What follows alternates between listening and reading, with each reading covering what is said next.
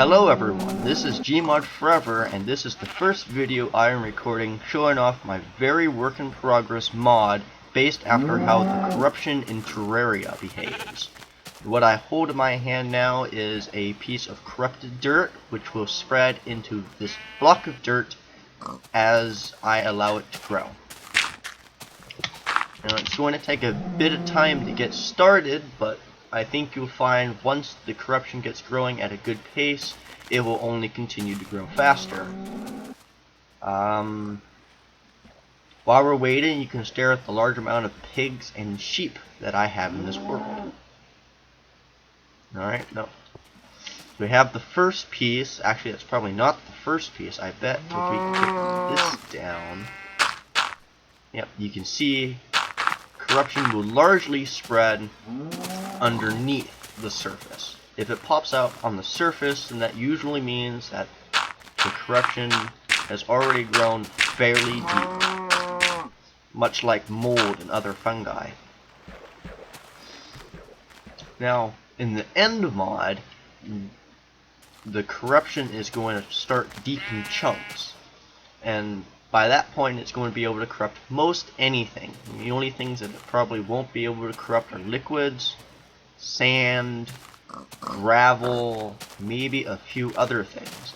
However, it will be able to corrupt stone and ores, and when it corrupts, it makes them much harder to break. So things such as coal and iron that become corrupted become new ores.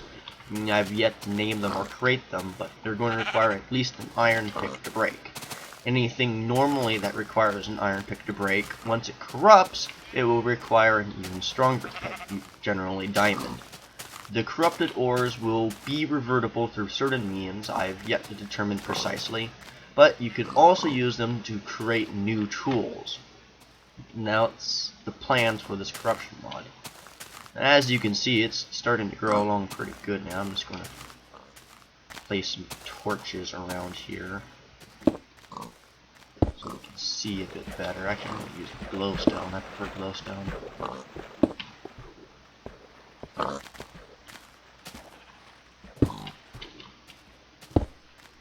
The texture is not permanent. It's just something I threw together in Paint Shop Pro just so I can differentiate it. The corruption started out using the stone texture, and let me tell you, that was hard to keep track of in mountains. So I just needed to build a new texture. And as you can see, as this thing continues to grow, there's no real hit on my performance. I'm still running really smoothly. And that's a bit impressive to me, seeing it as currently every single block does the thing for corrupting. So the more blocks there are, the faster it spreads, but the more processing power it takes to get there. But as of yet, I've been able to corrupt this entire block of dirt without any noticeable performance hit whatsoever. Of course, that doesn't really mean much of anything. You'll see how big of a hit it becomes once I throw it into the chunk generation, which I haven't even begun to look at.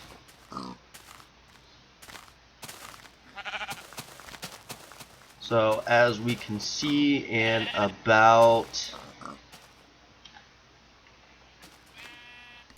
let me get the time, just over 4 minutes of audio, so about 3.5 minutes of video. As you can see, in about 4 minutes time, I'm able to corrupt pretty much this entire 10 by 10 by 5 block of dirt.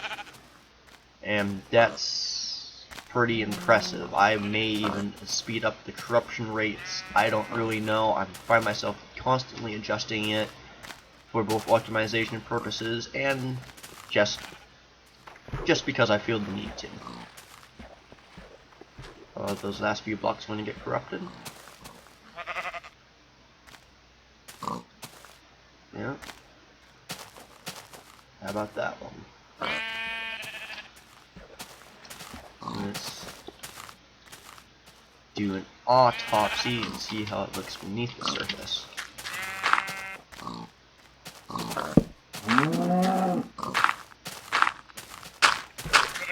Yep, that's looking pretty corrupted.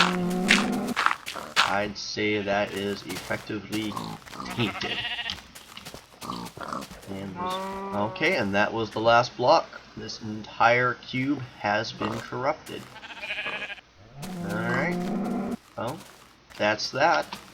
I'll keep you updated if you care.